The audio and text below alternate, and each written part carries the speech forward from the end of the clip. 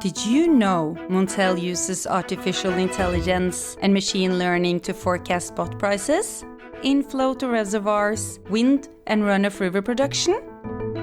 We can improve forecast for your individual power plants anywhere in Europe.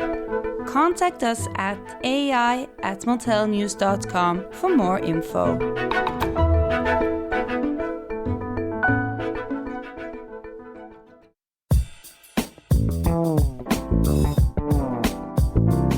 Hello listeners, and welcome to the Montel Weekly Podcast. Bring you energy matters from under my stairs. Today, we're talking France and French nuclear availability. In particular, the news that EDF sent to the market in mid-April that it was reducing its forecast output for the year from 375 terawatt-hours to 300, a 20% drop. This news sent shockwaves to the market, and this will be the main topic for this week's pod. Joining me, Richard Sverrisson, is Emeric de Vigan, who's the founder of KOI, a data intelligence company, and Chris Eales, the editor France for Montel. A warm welcome to you both, gentlemen. Hello. Hi. I see, Chris, no double denim today? No, I had to lend that shirt to you, I think, actually. Well, thank you very much for that, Chris. That was an added benefit to my wardrobe. You threw me with that question because I know you ask me that every single podcast. But I always throw you with it. Yeah, and I never prepared for it. Anyway, France. I think I'd like to start by asking you, Emeric, what are the reasons for this massive drop in output this year? So, it's quite an interesting question. There's two things you need to look at. First is the drop in the actual generation that we've seen so far since, I would say, the beginning of the coronavirus crisis. And this is obviously mainly driven by lower demand. We've typically in a period of the year, April, May, where the demand is quite low, renewables are quite high. The coronavirus crisis kind of added to that by lowering the demand, between 10, 15, 20%, depending on, if you're talking residential demand, industrial demand.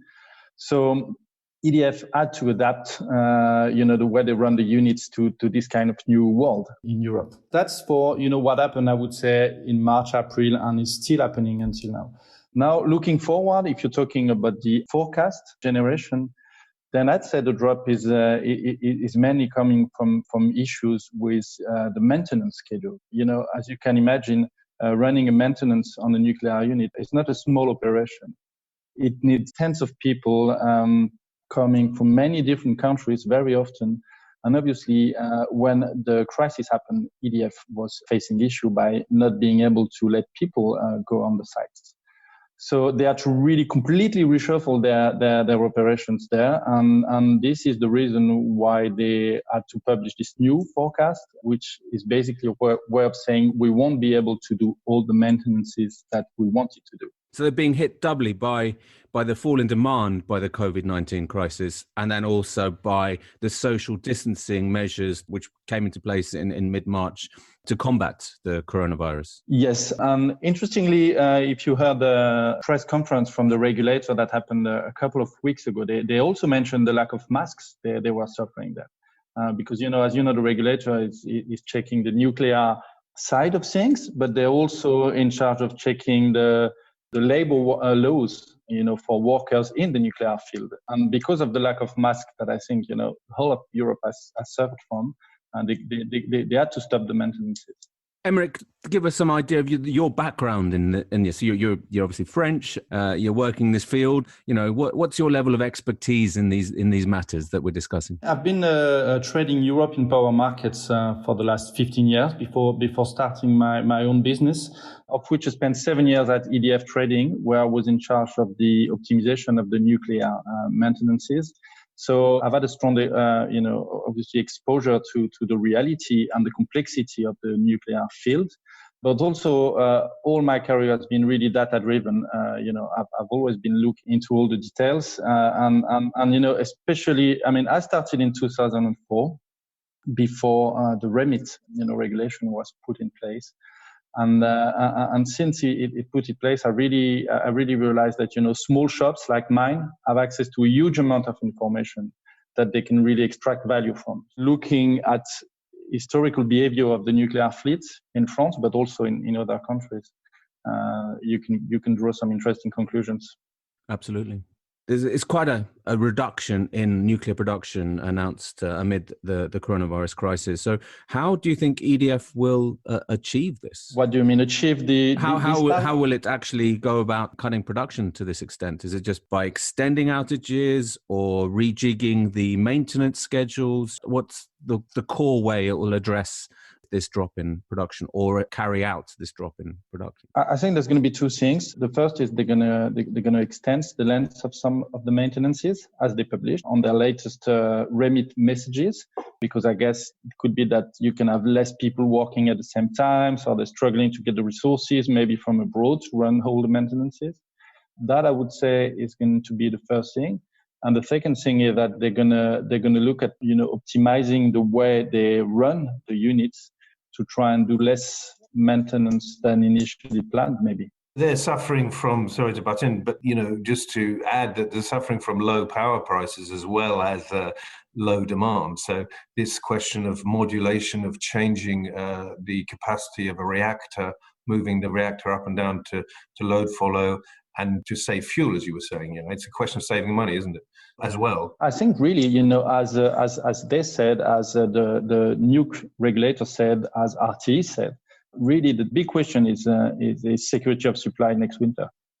And I think they're trying to put their best effort to make sure there's going to be enough units available to run next winter, really. Chris, you mentioned these modulating outages. What effect are these? And maybe, Emeric, you can come in and tell us what you think what will happen over the coming months. Okay. As I've been watching this, observing this, I've seen that there's been different, this has been moving along. It's been a dynamic situation, changing all the time. But just to give you an overview, really, try to give you an overview, they started shifting maintenance because of the reasons that Emeric's talking about the staff issues.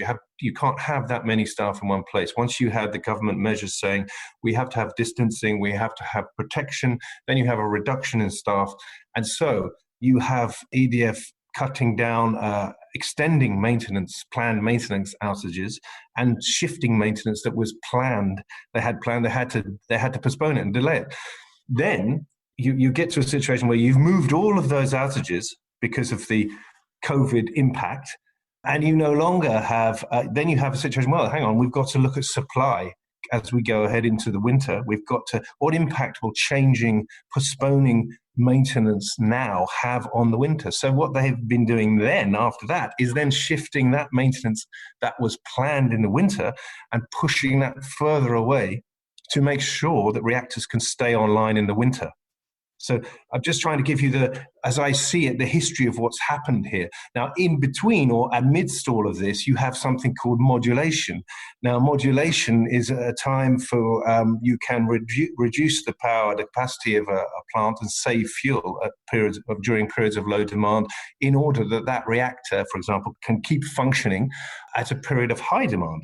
So you can technically, it's a way of getting more availability from a reactor and using the low demand to save fuel at that time, and obviously save money. I mean, because there's so many reactors in France, and do they need them all now with demand being so low? But anyway, modulation is a huge topic at EDF, as Emeric will know, because renewables are coming fast onto the grid in France, and that means, and they will have, obviously they are the cheapest, they come on first, so you have to make way for them, and in order to do that you have to modulate. To an extent, you have to modulate nuclear. And I know that EDF have said they have plans to modulate many, many more reactors than they do at the moment. They're talking about being able to modulate 30 reactors in one go. This is almost like a trial run, maybe, for possibly, Emeric, I don't know, for when we really do see the renewables coming flooding onto the grid. I think that modulation is definitely is one of the tools they're using to cope with this situation. And it simply means cutting a reactor's power in a period of low demand in order to save fuel to use it when they need it. Absolutely. Is that your take on it as well, Emeric? Yeah, I mean, modulation is very important. Interestingly, EDF has always done some modulation with their nuclear fleet. I remember years ago when Genscape company started running their real-time generation measure service. I think a lot of the market got surprised how the French nukes were already modulating compared to others. So I think, EDF has always done tests on the modulation. Now it's quite clear that these days they're modulating more and more, and they know they're going to have to modulate more and more. And they will have to modulate more and more, as Chris said, because of the renewables. I think it was around the 5th of April, the nuclear generation in France went under 25 gigs, which is an historical low. That was in order to cope with high renewables and low demand. So yes, the modulation is going to be a challenge. I'd say it probably is a little bit unknown for most of people how units will exactly react to that. But it clearly also has a kind of political aspect. I mean, I think it's going to be important for any owner of a nuclear unit to show that it can cope with high renewables by being somehow flexible. But what does this do to the safety of these reactors? I mean, these are not, modern units. Some of these are up to 40 years old. If you're modulating them, are you putting increased pressure on them? And additionally, if you're then shifting scheduled maintenance out and, delaying important maintenance, are you putting the safety issues, or are you putting the safety of these reactors at risk? I mean, I would never be saying you're putting the safety as risk. I think there is a regulator really closely monitoring that. Now, will that in the future lead to lower availability? Maybe not. I think it's a pure industrial issue. Safety and I'm not saying that because, I'm a pro EDF. I think safety is taken very, very seriously at EDF. We have a very powerful regulator. So I think all this definitely is being looked at. I mean, I think it's certainly quite confusing in terms of how the information was brought to the market. Some of it was modulating outages, some of it's extending maintenance schedules. Has there been some reaction from the market, Chris, about the way this information was put out? Well, there has been reaction from market participants, including our friend here, Mr. Emeric, who was quite vociferous, and why not? Because I know, looking at the market messages, the messages that the market gets are from REMIT, and that's the EU stipulation saying, the EU law you publish on REMIT. Some of the messages have been confusing, to say the least, and certainly were incomprehensible at times. There was one particular message warning of the possibility. I mean, it was open to interpretation, which is one, for example, you could have read it meaning that they were about to close 4 reactors, which wasn't the case. So it really was left open to interpretation, which is no way to inform the market. It's no way to be in line with transparency. And there are a number of people who complained about it, and we reported that, of course. So I think the communication has not always been up to standard at all. It's a unique situation, so it is tricky, and things change very, very quickly.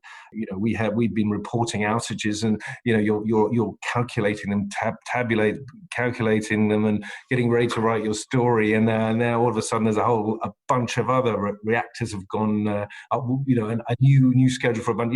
It's been crazy. So obviously that has to be taken into account, that EDF is under a lot of pressure. But I mean, the pressure is necessary because you have to have a transparent market, otherwise it doesn't work. And this is what these REMIT rules are for. So I think they have to be careful about that.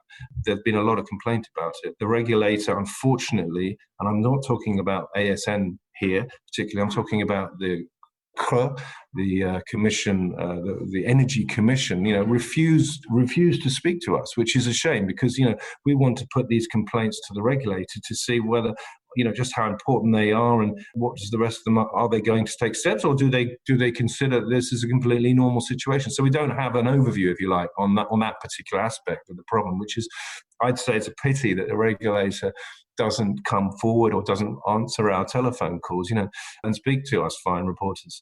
What's your view here, Emeric? It's an interesting one. I think what the market has to realize is that the nuclear world, in terms of availability, is complex. And I guess EDF is working with a lot of assumptions. So it's not very easy to a producer to know how to publish assumptions. I don't know if they're in a position as we speak to, publish a very, very accurate forecast. I'm sure they're doing it to the best of their knowledge at the moment. Now, I fully understand what Chris says. It was misleading, and I think it would be great that the regulator put efforts in trying to improve the communication, especially with, the small comments that tends to appear with all the messages. I think they are the ones that are misleading. If it was just raw number, maybe the market will make assumptions. Now, sometimes it's quite interesting also because this uncertainty creates some volatility on the market, which is not always bad as long as you're trying to understand the market you're trading. The reality is that power is a physical market, and so it has all the uncertainties that a physical market can have.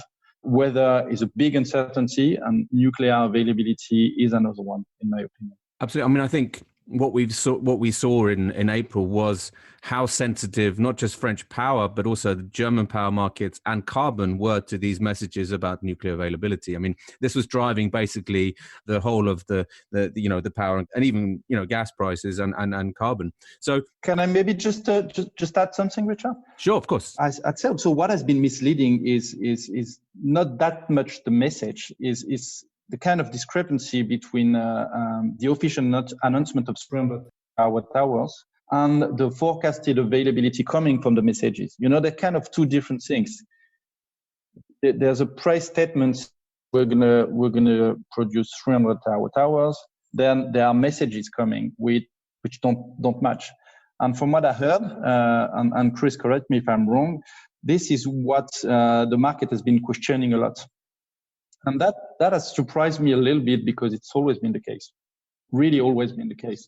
And for years and years, EDF actual generation was under the forecast. And this time, I find it surprising that a lot of the market was thinking, I don't think we can believe this 300 terawatt-hour is going to be more. The first time for a long time, the market is actually saying the company is going to produce more than it actually has forecast, Yeah. Sorry, Emeric, I'll just come in to make it clear that, it doesn't seem to me that, from what I understand, it's not, it's difficult to quantify. There are a few voices perhaps questioning, everyone should question everything, right? But so you question the target, but whether you can actually say the market thinks that target is what would you call it? An underestimate. I'm not sure that's a true reflection of thinking, is it? I'm not sure. No, you're completely correct. It wasn't right to say the market thinks. It's just the first time I heard some people questioning that. But I think in that direction. Yeah, it's obviously interesting. The truth is, and we know this, all of us know this, looking at this year after year, they change those targets throughout the year. I've said this before on podcasts, they always change these targets. So it doesn't really mean that much, in a way. Anyone who thinks they won't change that target is probably living in, what would you call it? I don't know, another planet. But, it's possible because, we've seen them change targets so often. But maybe they just don't know, as you say. It's so difficult to calculate, isn't it? These parameters are so tricky, It's very difficult. What I can tell you from the studies we have done, looking at historical behavior of maintenance units, is that, in my opinion, there is consistency between the targets and the messages. Because, the target is generation and the messages, as they are published now, are availability. So they're not taking into account unplanned outages, load following, etc. Mm-hmm. That's all very, very interesting. So I think in terms of your calculations, Emeric, what are you seeing for the rest of the year? I think we have to bear in mind that, EDF is always, it's reacting the COVID-19. It's a very dynamic, fast moving situation. You can't cover all bases. It will change, of course, as Chris is saying, but what are your expectations for the rest of the year in terms of availability or prices even? We've seen prices come down now in the last few weeks as maintenance schedules were revised. What are your expectations? My expectations is that we're going to see quite a low availability this winter, probably the much lower that we have ever seen, which explain why the winter went up that much in France, if you're talking about the prices. Now, again, I'm going to repeat always the same thing. There are a lot of uncertainties, obviously uncertainties on the industrial side from EDF, how they're going to adjust their schedule. The uncertainty on the regulatory side, because ASN opened the door when they spoke a few weeks ago to, some more flexibility on the regulation. So it opens up the question of the public acceptability of any such measure. So it's sort of very, very complex and uncertain world we're entering. Can also wonder how the TSOs are going to react. Are they going to try and promote load shedding, that kind of things? Just on that point, we're expecting something from RTE soon. They're Yes. due to update their winter outlook, which should give will give their indication of their view. Yes. Yeah, I mean, they certainly see the winter as tight, as a lot of people see. I was saying on this one, I think I can say that the market sees the winter as tight, Chris. Absolutely. I think Most of the market. Yeah, sure. Okay, I agree with that. I think that's a fair assumption, Emeric. But I think, if you get a very cold spell here, a cold winter, that could make the tight situation even tighter. But what about the summer? Indications are for quite hot weather, maybe potential drought, Emeric? I mean, what does that do to prices and availability? I think it's quite early to say it's going to be a dry and hot summer. But I mean, if it was, yes, it could create tightness. Now, I mean, the demand is never very, very high in the summer. So there is a lot of gas around. I don't have major concerns for the summer. So that's, let's say July, August. Now, I think from September, we could see tension starting. I'm afraid it's a typical ex-trader answer. It depends. If it's very warm, if it's very dry, then yes, it's going to be tight. So it's about assessing the risks, running scenarios and see where the risks are. Yeah, absolutely. But I think it's crucial that from September you'll have to have all eyes on basically the messages coming from the market and also from the weather signals as well. I think those will be absolutely crucial from September onwards. Yeah. Agreed. Absolutely. Chris, what does this sort of is a kind of, it's not really a debacle, but it's the COVID-19 crisis for nuclear supply. What does that mean for the long-term future of nuclear in France, vis-a-vis renewables and a green transition? I think one of the key things to say, and I've talked to analysts and observers, experts who've reinforced this, is to say that this isn't just a unique, out of the blue situation. Okay, COVID-19 might be, but not the impact we're seeing on EDF. EDF has been under massive pressure for a number of years and has faced problems with nuclear availability for years and years. So this comes on top of all the other issues we've seen. None of us will forget the steam generator issues that cut a third of the fleet a few years back, stemming, and it's the links with fraud at the Creusot, alleged fraud at the Creusot factory, which made nuclear equipment. We've seen issues with reactors. Are they fit for purpose to sustain a extreme earthquake, for example? So I think it's very interesting to remind people that this is not a one-off situation. This COVID-19 impact comes on top of, as somebody described it, as another layer of pressure. And I think that's quite interesting. And so that means, then when you look forward, you have to take all of that into account. EDF was massively sorry. And Emeric and I, we talked about this last year.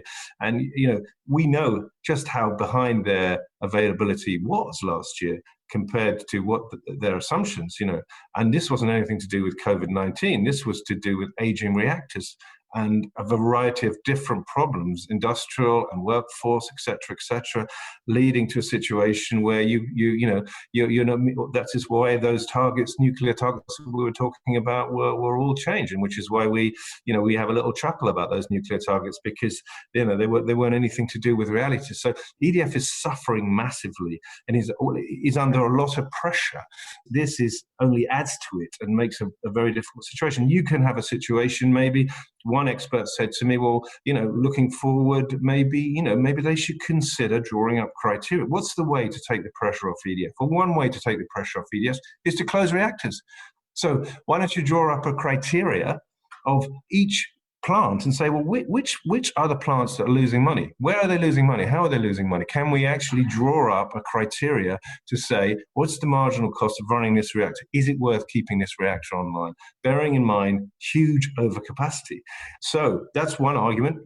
Is that likely to happen? Sure. Maybe not, but I'm just saying. But it's ignited the debate, certainly. Yes, it is a question being raised. I'm not saying that's likely to happen. Of course not, and I doubt it. But it is an interesting question.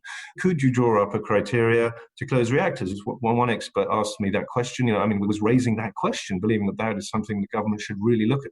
The government reaction to this, we've heard comments from the energy minister who has said it's not a good idea to have all our eggs in one basket. And this is reminding us that we can't rely on nuclear. It's an unreliability question coming up, combined with a safety question, real safety questions as well. Because when you have these issues, and EDF financially under so much pressure, they are also under pressure to cut costs. So the cost cutting is going to be, is possibly a consequence of this. Cost cutting meaning on parts as well. So somebody mentioned this to me as well. Parts are nuclear reactor parts. There's serious cost cutting, which I think is important. And so as we go forward, what's going to happen? Nuclear is not coming out well. And we know that renewables, France is speeding up its transition, is trying to speed up its transition to renewables. But there is I don't know if it's a divide, but, France is a nuclear state. And that means a lot. They're not going to change their policy overnight. So that, it's reignited that debate around the place of nuclear in the mix. And Emeric, if I can ask you for your views on this, as a way of maybe rounding off the discussion, as we're unfortunately, gentlemen, running out of time. So if you can sort of give us your sort of final views, Emeric, that would be excellent. As you know, from my background, I like to look at numbers because they give facts. And the facts are quite clear. The nuclear generation is coming down year on year. The difference between planned generation or let's say planned availability and actual availability is increasing year on year. For that part, I agree with Chris. The nuclear fleet is quite old, which is probably explaining why the maintenance are longer, because there are more and more works to do. Now, where I'm struggling to agree with you, Chris, is on the safety side. I don't think anyone is not taking the safety issue very, very seriously at EDF and at the French regulator, especially now that, the public opinion, I would say, has changed a little bit. In 2010, the public opinion was generally pro-nuclear power because it was cheap, it was not producing any carbon. You could see in 2016, when the steam generator issues started, that the public opinion turned a little bit against nuclear. So I think they're all very, very, very careful. Like I said, they've always been with the safety. So I think the main issue is, as Chris mentioned, is the economical side of things. Are these units profitable? Yes or no? So does it make sense to keep that? So if you combine that with the security of supply issues, then you end up with a very complex problem that doesn't have a unique solution or miraculous solution now. Because from a personal point of view, I would say security of supply has been used a little bit too much as, the kind of, let's stop the discussion, guys. We can't get rid of the nuclear for security of supply issues. Now one has to realize that it has to be taken into account because, obviously renewables can't completely contribute to the security of supply as the nuclear does. Emeric, thank you very much for joining the Montel Weekly podcast. You're welcome. And Chris, thank you again for joining us. And a very lively discussion. I look forward to meeting you in person when we return to some kind of level of normality and we can go through all these issues again. And I'm sure it's something we'll return to probably before September, Emeric. Thank you, gentlemen. Thanks very much for joining. Thanks a lot. Today. Thanks a lot. Remember, listeners, to keep up to date with all our stories on Montel News, follow us on Twitter, LinkedIn, subscribe on Apple Podcasts and Spotify or wherever you get your podcasts from. It's goodbye from me.